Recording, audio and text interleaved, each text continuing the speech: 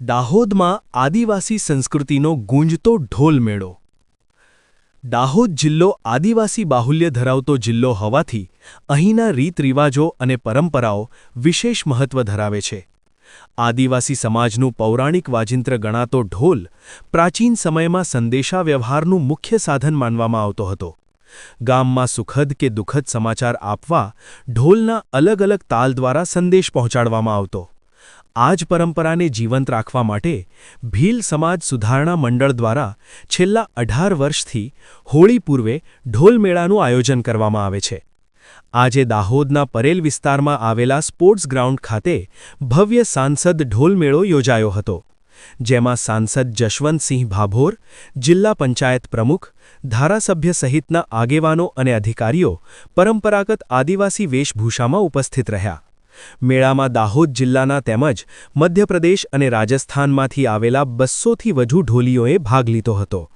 ઢોલના તાલ સાથે આદિવાસી નૃત્ય કરીને ઢોલીઓનો ઉત્સાહ વધારવામાં આવ્યો હતો।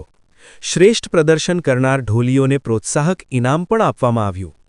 આ રીતે દાહોદમાં આયોજિત ઢોલ મેળો આદિવાસી સંસ્કૃતિ અને પરંપરાને ઉજાગર કરતો ગૌરવમય ઉત્સવ બની રહ્યો છે। મારું નામ નગરસિંહ કસનાભાઈ પલાસ, હું રિટાયર્ડ પોલીસ સુપ્રિન્ટેન્ડન્ટ છું। અહીંનો આદિવાસી ભીલ છું, ખજુરિયા ગામનો। આ ભીલ સમાજ સુધારણા મંડળ છે, એની રચના 1984માં થયેલી। એના આ નેજા હેઠળ આદિવાસીઓના કુરિવાજ દૂર કરવાની પ્રવૃત્તિ કરેલી અને પહેલા કથીર પહેરતા હતા, ઘાઘરા પહેરતા, આ બધું જે સુધારો થયો આ નવા જમાનાના અનુસંધાને એની સાથે સાથે બીજી અલગ અલગ બધી નાચ થવા લાગ્યો આદિવાસી સંસ્કૃતિના નામે। પહેલા વાંસળી, પાવા, ગોફણ આ બધું હતું, અત્યારે બિલકુલ ખતમ થઈ ગયું। ઢોલ વગાડીને ચાલા પ્રમાણે નાચતા હતા, એ પણ બંધ થઈ ગયું। આવું નહીં થાય એમ કરીને જાણી જોઈને ઢોલ મેળો હું રાખું છું, જેથી કરી ઢોલ આદિવાસી સંસ્કૃતિનું પ્રતીક છે।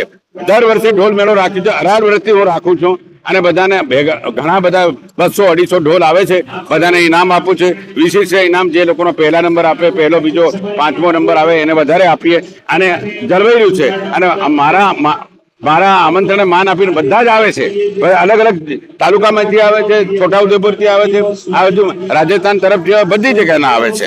અને અત્યાર સુધી કોઈ બનાવ બનેલો નથી, બધાને ખવડાવીએ છીએ અને ટેસ્ટ રમીને આખો દિવસ રહેશે અને પછી જશે। અને આ સંસ્કૃતિ જાળવવા માટે જ મેં આ કામ કરી રહ્યો છું।